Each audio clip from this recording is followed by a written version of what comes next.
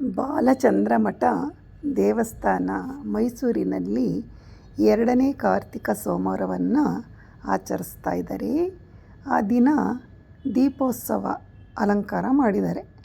ತುಂಬ ಚೆನ್ನಾಗಿ ಶಿವನ ಮುಂದೆ ಹೂವಿನ ರಂಗೋಲಿ ಹಾಕಿ ನೂರಾರು ದೀಪಗಳನ್ನು ಹಚ್ಚಿ ತುಂಬ ಚೆನ್ನಾಗಿ ವಿಜೃಂಭಣೆಯಿಂದ ಆಚರಿಸ್ತಾ ಇರೋದು ನೋಡಿದ್ರೆ ಭಾಳ ಖುಷಿಯಾಗುತ್ತೆ. ಭಾಳ ಚೆನ್ನಾಗಿ ವಯಸ್ಸಾದಂಥ ಹಿರಿಯರು, ಮಕ್ಕಳು ಎಲ್ಲರೂ ಕೂಡಿ ದೀಪದ ಅಲಂಕಾರ ಮಾಡಿ ದೀಪವನ್ನು ಬೆಳಗಿಸಿ ಭಾಳ ಅದ್ಧೂರಿಯಿಂದ ದೀಪೋತ್ಸವ ಆಚರಣೆ ಮಾಡಿರೋದು ನೋಡಿದ್ರೆ ಭಾಳ ಖುಷಿಯಾಗುತ್ತೆ. ನೋಡಿ ಎಷ್ಟು ಸುಂದರವಾಗಿ ಹೂವಿನ ರಂಗೋಲಿನ ಹಾಕಿದ್ದಾರೆ, ಅದರ ಮಧ್ಯೆ ದೀಪಗಳನ್ನು ಹಚ್ಚಿದ್ದಾರೆ. ಇದನ್ನು ನೋಡಿದ್ರೆ ಎಷ್ಟು ಖುಷಿಯಾಗುತ್ತೆ ನೋಡಿ. ಎಷ್ಟು ಭಕ್ತಾದಿಗಳು ಎಷ್ಟು ಸುಂದರವಾಗಿ ಅಲಂಕಾರ ಮಾಡಿದರೆ, ಎಷ್ಟು ಜನ ಸೇರಿದ್ದಾರೆ ಈ ಅಲಂಕಾರ ಮಾಡಲಿಕ್ಕೆ. ಕಾರ್ತಿಕ ಮಾಸ ಅಂತಂದ್ರೇ ಅದು ಅಷ್ಟು ಅದ್ಭುತ. ನನಗೆ ಹಿಂದಿನ ಕಾಲ ನೆನಪು ಬರುತ್ತೆ. ಹಿಂದಿನ ಕಾಲದಲ್ಲಿ ಕಾರ್ತಿಕ ಸೋಮವಾರದಂದು ಪ್ರೊಸೆಷನ್ ಬಂದರೆ ಮನೆ ಮುಂದೆ ನಾವು ಎಳ್ಳಿನ ದೀಪಗಳನ್ನಿಟ್ಟು ಪ್ರತಿಯೊಬ್ಬರು ಮನೆ ಮುಂದೆನೂ ಎಳ್ಳಿನ ದೀಪ ಹಚ್ತಾಯಿದ್ವಿ.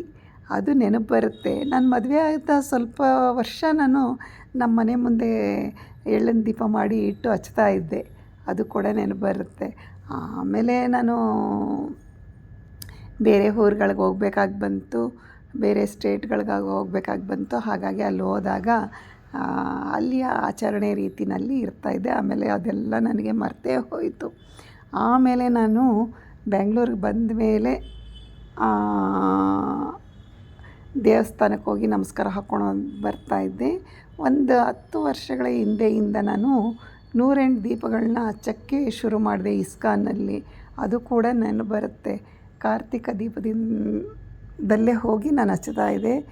ಕಾರ್ತಿಕದಲ್ಲಿ ನನ್ನ ವೆಡ್ಡಿಂಗ್ ಆ್ಯನಿವರ್ಸರಿ ಬರೋದರಿಂದ ಆ 108 ತುಪ್ಪದ ದೀಪಗಳನ್ನ ಮಾಡ್ಕೊಂಡೋಗಿ ಅಲ್ಲಿ ಹಚ್ಚೋಕ್ಕೆ ಶುರು ಮಾಡಿದೆ.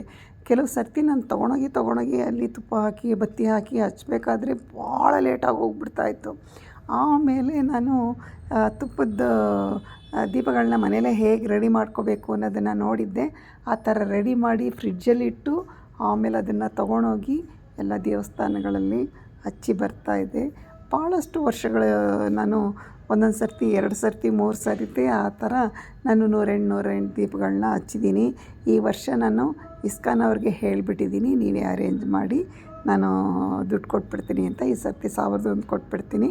ಹಾಗಾಗಿ ಅವರೇ ದೀಪಗಳನ್ನ ತೊಗೊಂಬರ್ತಾರೆ, ಅಲ್ಲಿ ಹಚ್ಚೋಣ ಅಂತ. ಈ ಕಾರ್ತಿಕ ಕಡೆಯ ದಿನ ಯಾಕೆಂದರೆ ಕಡಲೆಕಾಯಿ ಪರ್ಸೆ ಕೂಡ ಇರುತ್ತೆ, ವಿಜೃಂಭಣೆಯಿಂದ ನಡೆಯುತ್ತೆ ಎಲ್ಲ ಕಡೆಯೂ.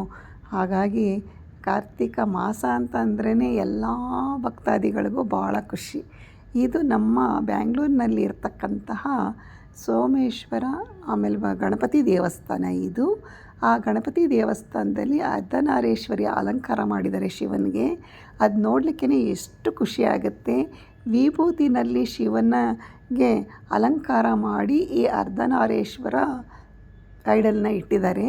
ಇದು ನೋಡಲಿಕ್ಕೆ ತುಂಬ ತುಂಬ ತುಂಬ ಚೆನ್ನಾಗಿ ಕಾಣ್ತಾ ಇದೆ. ಹಾಗಾಗಿ ಭಕ್ತಾದಿಗಳು ದೇವ್ರನ್ನ ನೋಡಲಿಕ್ಕೇ ಅಷ್ಟೊಂದು ಖುಷಿಯಾಗುತ್ತೆ. ಆಮೇಲೆ ಇದನ್ನು ರೆಡಿ ಮಾಡಬೇಕು ಅಂತಂದರೆ ಎಷ್ಟು ಕಷ್ಟವಾಗಿರುತ್ತೆ. ಹಾಗಾಗಿ ನಾವು ಹೋಗ್ತೀವಿ, ನಮಸ್ಕಾರ ಹಾಕ್ಕೊಂಡು ಬಂದುಬಿಡ್ತೀವಿ.